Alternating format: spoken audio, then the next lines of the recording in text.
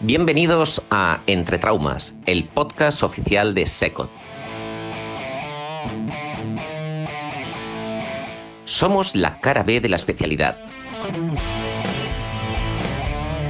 Debates, entrevistas y mucho sentido del humor de la mejor especialidad del mundo y como nunca antes se había hecho. Bienvenidos a la locura radiofónica de SECOT. Empieza Entre Traumas. Bisturí, gasas y... heridos de guerra. Hola, buenas tardes a todos en un nuevo programa de Entre Traumas. Pues como bien dice el título del podcast, hoy tenemos el placer de contar con la presencia de Juan José Sevilla Tirado. Buenas tardes, Juanjo. Hola, muy buenas tardes a todos. Y vamos a tocar un tema un poquito, diferente para nosotros, creo que actual, que lamentablemente es actual, pero que también creo que también tenemos que tener un poquito de información y de tenerlo presente. Juanjo, cuéntanos un poco esto de ser traumatólogo militar. ¿Cómo estudiaste? ¿Cómo te formaste? ¿Cuándo empezó tu carrera militar? Cuéntanos. Bueno, la forma de acceder a la carrera militar ha cambiado un poquito al cabo de los años. En mi época lo que se hacía era estudiar como cualquiera la carrera de medicina. Yo en mi caso lo hice en la Universidad Complutense de Madrid y después pues hay una oposición, igual que es al MIR, pues hay una posición para ser médico militar. Es una posición un poquito dura, con exámenes tanto test como temas, como casos clínicos. Y una vez que aprendes, pues te mandan un añito a la academia, primero a la Academia General Militar unos meses, luego a la Academia del Regimiento del Aire en Murcia y luego a la Academia de Marín de la Armada. Y por fin 6 meses los pasamos al lado del Gómez Ulla en la Escuela Militar de Sanidad. En ese momento ya somos médicos militares, salimos con el empleo de teniente, nos destinan a unidades como médicos generales. Y pasado un tiempo que dependiendo de la época en la que hemos estado de carencia o no de médicos, pues que puede ser 2 o 3 años, salen unas plazas dentro del ejército para optar a la especialidad. Se hace un examen solo para militares y los que los aprueban pues podemos hacer la especialidad que han ofertado, porque no todos los años ofertan todas las especialidades. El Gómez Ulla se forma el 90% de los residentes, hay otros que no cabíamos ahí, y entonces pues nos mandan a hospitales de la red sanitaria nacional, como en mi caso que me mandaron a Vallebrón para hacer la especialidad en cirugía ortopédica y traumatología. Eso ha cambiado un poquito. ¿Por qué? Porque ha habido unos años de mucha falta de médicos militares y se ha creado lo que se llama el CUT, el Centro Universitario de la Defensa. Entonces son gente de 18 años que aprueban la selectividad y entonces cursan medicina dentro del ejército. Se presentan al ejército. Es como si fuera una universidad privada. La universidad privada elige los expedientes que quiere y entran a formar parte, a la vez hacen la formación militar y la formación como médicos. Tal forma que acabados los años de medicina, hacen el grado y cuando acaban son médicos y son tenientes médicos. ¿Vale? Y en este caso hay algunos que ya pueden entrar, tanto por mi vía como por la anterior, ya con una especialidad hecha. Uno puede haber hecho especialidad vía MIR, está dentro de los plazos de edad para entrar al ejército, se presenta a la oposición como presenté yo, la prueba, va como médico general, aunque sea traumatólogo, y al cabo de esos 2 o 3 años le dejan ya ir destinado como traumatólogo. Bueno, y vamos a hablar, que no he presentado el tema actual, sí, que es lamentablemente la guerra en Ucrania. Cuéntanos un poco, porque hoy hemos estado hablando durante el Congreso de la atención de heridos de la guerra de Ucrania. ¿Cómo te involucras tú en este ambiente? Me imagino que vendrán órdenes de arriba o cuéntanos un poquito cómo funciona esto. Bueno, nosotros estábamos en nuestro hospital haciendo la actividad diaria habitual. Y a finales del mes de abril, 2 meses llevaba el conflicto, recibimos una llamada de Madrid, de lo que se llama el MOB, es el centro de operaciones que dirige todas las operaciones del ejército en el exterior, diciéndonos que los ucranianos están colapsados a nivel sanitario y están pidiendo ayuda a países europeos para que les ayuden en la atención a los pacientes. Nosotros no podemos entrar en Ucrania. Si entramos en Ucrania hay un conflicto diplomático importante, porque ellos también querían médicos, pero nosotros somos fuerza OTAN y como fuerza OTAN no nos podemos inmiscuir aquí porque la liamos parda. Entonces lo único que se puede ofrecer es darles apoyo enviándoles material, pues se les ha enviado un hospital de campaña para que lo usaran, se les está enviando material, se les ha hecho algo de formación. Y nos pidieron lo que estaban haciendo con otros países, y es evacuar heridos para descongestionar un poquito sus hospitales, porque en aquellos momentos tenían una media de unos 100 heridos al día. Entonces eso colapsa cualquier sistema sanitario civil o militar. Nos preguntaron desde Madrid si éramos capaces de atender a estos 3 pacientes. Dijimos que sí. Y a las 2 semanas nos encontramos que teníamos 10, 3 días después otra carta, pero... y hasta llegar a los 72 que hemos presentado en nuestra estadística. Eso es lo que se llama la puntita. Sí, porque fue solo un viaje. En principio venían 3 heridos, de los que 2 ya venían amputados y eran solo para rehabilitación y protetizar. Había otro complejo, pero luego los casos se fueron complicando.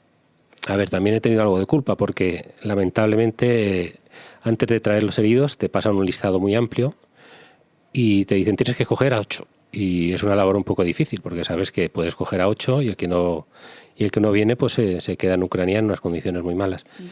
Entonces, bueno, hacíamos una selección de pacientes, nos fuimos animando y empezamos a coger cada vez casos un poquito más complejos, ¿no? Y es muy diferente nuestra especialidad en un ámbito bélico, en cuanto a recursos o el objetivo del tratamiento. Es totalmente distinto, es otra mentalidad. Primero porque en el campo, en una zona de operaciones, cuando nos despliegan fuera, no tenemos que abordar el tratamiento definitivo del paciente. Tenemos que hacer lo que llamamos una cirugía de control de daños, que significa tratar ante un miembro, por ejemplo, lesionado, pues ver que ese miembro es viable, que tiene vascularización, y entonces decir, no lo amputamos, lo salvamos. ¿Y cómo lo salvamos? Pues con una osteosíntesis mínima. Nosotros cuando vamos por ahí tenemos agujas de Kirchner y fijadores externos. Es raro llevar tornillitos, placas, clavos, no llevamos de nada más que esto. Estabilizamos la fractura y tratamos las partes blandas. Porque en los conflictos bélicos lo que tenemos que tratar más son partes más blandas más que estructuras óseas. Algo muy contrario en los hospitales de aquí, que tenemos, si hacemos estadísticas, pues aquí nos dedicamos al control de fracturas, sean abiertas o cerradas, pero son lesiones óseas. Cuando vas por ahí son las lesiones de partes blandas, lesiones vasculares y lesiones nerviosas. Y tenemos aprendidas una serie de técnicas, pues, por ejemplo, para permeabilizar un miembro, porque cuando vamos por ahí estamos un traumatólogo y un cirujano. Y el uno ayuda al otro y el otro ayuda al uno. Es decir, si hay una apendicitis, yo ayudo al cirujano. Si hay que caer una tripa, yo ayudo al cirujano. Pero si hay una fractura, que me ayuda a mí es el cirujano. No hay cirujano vascular. No puedes llamarlo. Entonces tienes que tener una serie de técnicas fáciles para tratar ese miembro y ponerlo rápidamente, lo llamamos en estado de evacuación, y enviarlo a un hospital con más medios. Vale. Y luego en cuanto a medios, pues es un tema fantástico porque te das cuenta, a veces, por ejemplo, se te ha acabado la sangre y te quedan 2 bolsas y tienes que decidir a quién le pones las 2 bolsas de sangre. O tienes un montón de infecciones y resulta que se te han acabado las cefalosporinas y los macrólidos no son buenos. Entonces tienes que tener un control del gasto brutal.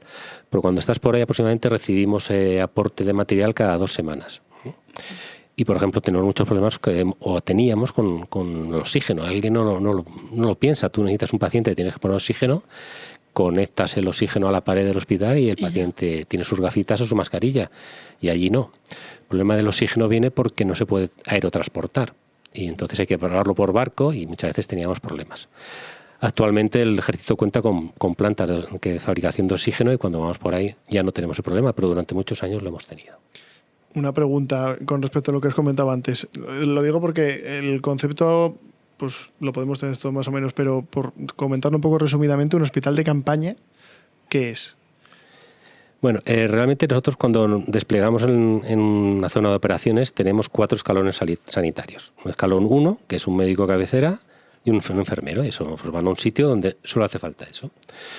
Luego tenemos un escalón 2, que ya es un pequeño hospital de campaña, que es una estructura en la que ya hay un quirófano, hay una pequeña UCI y hay un pequeño equipo de rayos X, que es lo que solemos desplegar. Y luego iríamos a un hospital de campaña, que España tuvo uno que nunca llegó a desplegar y que al final se disolvió. Y en ese hospital de campaña ya cuenta con más de un quirófano, cuenta con UCI, y ya no cuenta solo con anestesista, traumatólogo y cirujano, sino que ya, por ejemplo, hay un otorrino, hay un oftalmólogo, hay un cirujano vascular, hay un neurocirujano. Y lo último tenemos el 4º escalón, que es el Hospital Central de la Defensa en Madrid, y a partir de hace unos meses pues también el de Zaragoza. O sea que un hospital de campaña es un hospital portátil. Sí, es un hospital que se despliega. Te le llevas. Inicialmente los hospitales que desplegamos se despliegan son unidades rápidas. Un role 2 se debería desplegar en al menos 48 horas, 72 horas. Es decir, está todo empaquetado, está todo maquetado para meterlo en un avión cuando hace falta y proyectarlo. Y va en tienda de campaña y las estructuras son tiendas de campaña, en la que tú tienes el quirófano y es una tienda de campaña. Es una cosa que yo creo que a muchos de nosotros nos chocaría mucho. O sea, yo colapsaría. O sea, si llegamos aquí, yo llego a veces al hospital y empiezo a decir, ¿pero quién ha abierto la ventana del fondo? ¿Qué ha entrado no sé qué? O O sea, no quiero ni... no, o sea, el concepto creo que nos... Pues lo vais a creer, pero es que en todas las cirugías que hemos hecho allí no hay infecciones. Pero se mantiene la esterilidad Sí. de alguna forma. Quiero decir, porque hemos visto algunas veces no sé cómo llamarlo, los quirófanos portátiles que salen Sí. a veces en las noticias, que son cámaras con un inyector de aire filtrado y tal. ¿Es eso un quirófano de campaña o es Sí. una cosa completamente diferente? No, es un quirófano de esta campaña, está esterilizada, hay una persona que va con nosotros, que es un suboficial, que su misión es la desinfectación. El control de El esterilización. control. Entonces acaba la cirugía, se limpia todo y él lo desinfecta y el quirófano se cierra con una cremallera. Ya está. Eso es lo que hacemos. yo- Y a veces, bueno, es que- no, yo no en mi caso, pero ha habido veces que en el quirófano ha habido 2 mesas de quirófano a la vez. A la vez. ¿Por qué no? No hay Bueno, infección. claro, si es necesario, es Y necesario. cuando ya una misión se hace un poco más estable, pues se quita esa estructura de tienda de campaña y es lo que se llama, son contenedores, como los que podéis ver en las obras, Ujú. y esos contenedores se conectan uno con otro, uno con otro, con otro, y hacen como una especie de laberinto en la que aquellos contenedores es laboratorio, aquellos hospitalización, aquellos la UCI, aquello es la farmacia Bueno, o sí, laboratorio. al final todo. es eso, me ha encantado lo del hospital portátil, perdóname, pero me parece Sí. que estamos muy acostumbrados a eso, a lo que tú dices, a que absolutamente todo es como que no hay, ¿no? El como que no hay, o sea, a nosotros nos pasa pocas veces, es decir, ¿no? Chufa el oxígeno, Correcto. que pongan sangre, que traigan no sé qué, ¿no? Que la caja no tiene pinzas, pues abre otra caja. Pues abre otra Correcto. caja y ya está, ¿no? Con los compañeros, o bueno, los heridos de Ucrania, vosotros lo que habéis hecho ha sido, digamos, un poco el tratamiento no urgente, sino lo urgente diferido, por decirlo de alguna manera, os hace cirugía un poco más definitiva. No, cirugía definitiva. Definitiva. El caso ha sido terminar de solucionar casos de la mejor manera posible iniciados allí. ¿Y puedes contarnos alguna cosa así? Sí, claro. Sí, pues cuéntanos así alguno de los que hayan venido, que os haya parecido... Me llama poderosamente la atención, o sea, como el reporte que tenéis con los compañeros que estén allí para seleccionar los casos, porque tú aquí cuando te presentan un caso como se puede presentar aquí de cualquier exposición, pues haces tú tal, pero la consecuencia real cuando realmente serán casos muy complejos o que vayas tú asumiendo. Entonces, el decir, me voy a traer a este paciente porque sé que estas son las opciones que tengo, me llama poderosamente la atención. Como... Sí, los elegimos así, pero la verdad es que nos mandan poquísima información y siempre hay sorpresas, ¿no? Ahora tenemos un paciente, por ejemplo, que vino con una lesión del nervio ciático para hacerle una reconstrucción, una reparación del ciático, y al explorarlo vimos una dismetría de extremidades de 3 centímetros, le hicimos una radiografía y tiene un fracturón, una pseudoartrosis de fémur, de la extremidad próxima del fémur, aberrante. Hemos tenido, por ejemplo, un caso que he presentado de un piloto que se eyectó, que venía con una lesión en un tobillo y luego resulta que tenía una lesión a los 2 tobillos y tiene una fractura vertebral. Es decir, que siempre Sí. nos mandan una pequeña línea con 4 en un Excel, una casilla con letra muy pequeña y luego siempre suele haber más sorpresas, ¿no? Vino otro paciente, por ejemplo, con un codo destrozado, lo cogimos porque habíamos tenido ya experiencia con prótesis de codo y al bajarse del avión a la serie de Zaragoza se cayó al suelo y es que tenía una fractura de tibia que nadie le había tratado. Pues, Wow. entonces son sorpresas que hacen que pasen más tiempo hospitalizado y ellos lo que quieren es rápidamente que los cures para volverse a pegar tiros. Es lo que quieren. Ellos todos. quieren volver al frente Sí. rápido. Sí. Bueno, hay casi todo. ¿Por qué? Porque hay 2 tipos de perfiles. Hay el que es militar ucraniano de toda la vida y luego están los civiles que han sido militarizados. Ya. Está el país en estado de guerra, se prohibió la salida de todo varón en edad de empuñar un arma. Y ahí hemos tenido pues desde maestros, carpinteros, hemos tenido un agricultor, pues que han estado lesionados, ¿no? Y la visión de uno y otro es muy buena porque son muy patriotas, pero en el caso de los que son militares están locos por volver. Tenemos un caso de uno que vino con un ojo muy dañado para intentar salvárselo. Cuando se le dijo aquí que se demoraría casi 2 meses, pidió que se le hiciera una enucleación para volverse. Wow, ¿eh? Es que yo creo que son percepciones que nosotros en nuestra cabeza no tenemos porque afortunadamente pues nos pilla lejos, ¿no? El último conflicto bélico que hemos tenido en casa.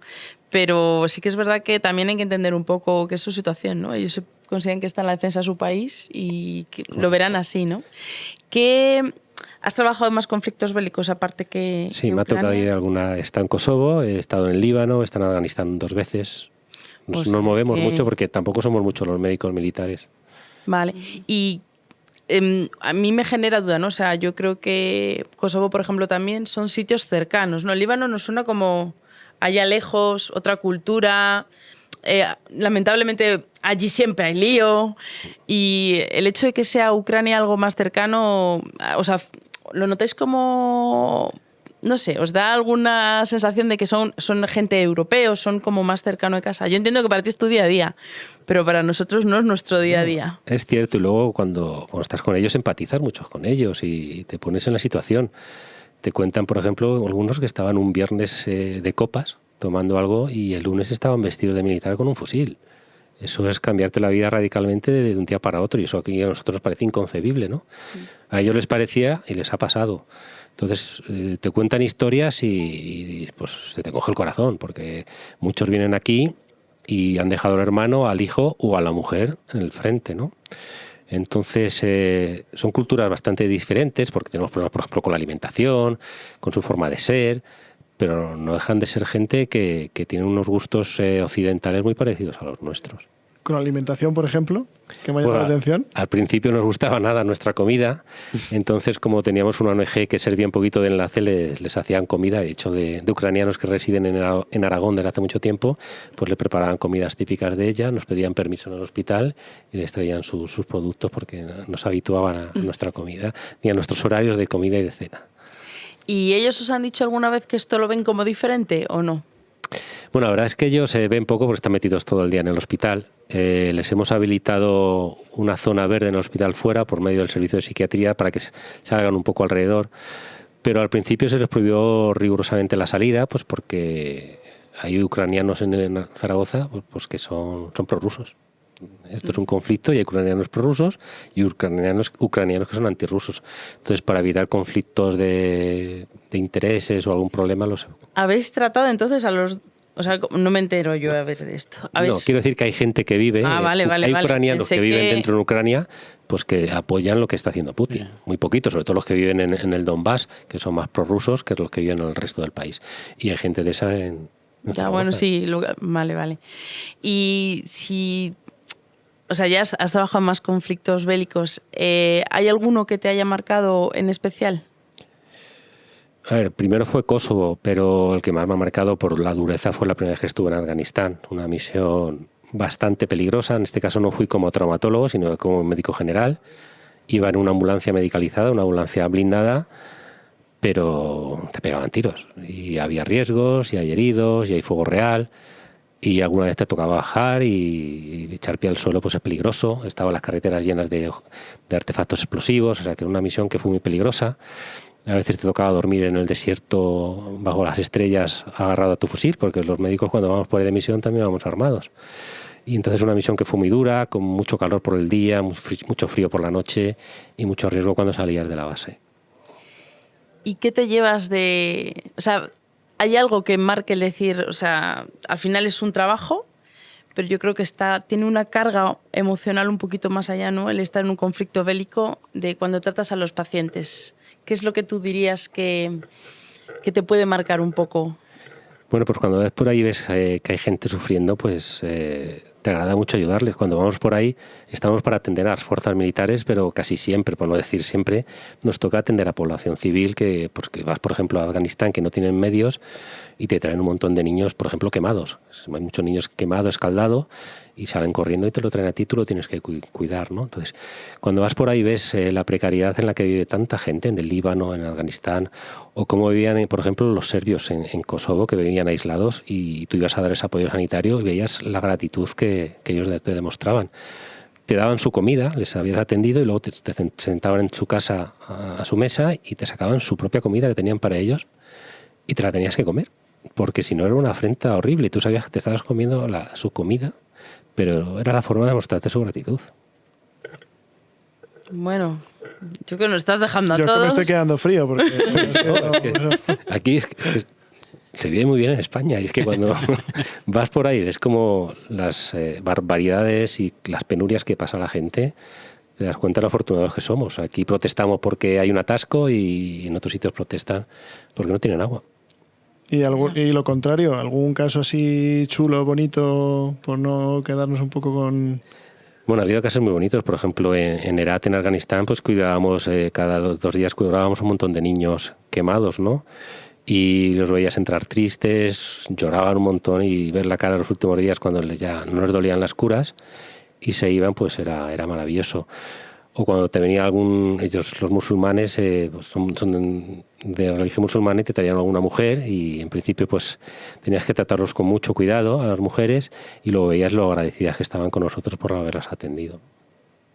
Bueno, pues vamos a quedarnos con ese mensaje. Juanjo, yo no sé si quieres añadir alguna cosa. No lo sé, yo quiero deciros que nos ha tocado vivir, no lo esperábamos, una experiencia en el Hospital de Zaragoza espeluznante, desde el punto de vista traumatológico, desde el punto de vista humano, porque a veces te quedas a hablar con ellos y te cuentan pues atrocidades de la guerra. Y no os podéis hacer idea de que no se parece en nada lo que cuentan ellos a lo que sale en las noticias. Bueno, pues vamos a lanzar ese mensaje para que todo el mundo, bueno, pues tengamos ese punto crítico. Yo creo que hay que sentirse orgulloso de que ayudéis, que eso es lo más importante, el decir que ponemos nuestro granito de arena dentro de lo que podemos hacer. Así que gracias a todos los médicos militares que estén colaborando. Sí, ¿no? También quiero agradecer que ha habido un montón de compañeros civiles, que no son militares, que cuando se han enterado que estábamos atendiendo a ucranianos, se han ofrecido y encarecidamente, y hasta han insistido en que querían colaborar con nosotros para ayudar a esta pobre gente. Bueno, y yo creo que cerramos el podcast, chicos. Pues nada, recordad que somos Traumas, este es vuestro podcast y nos escuchamos en el siguiente.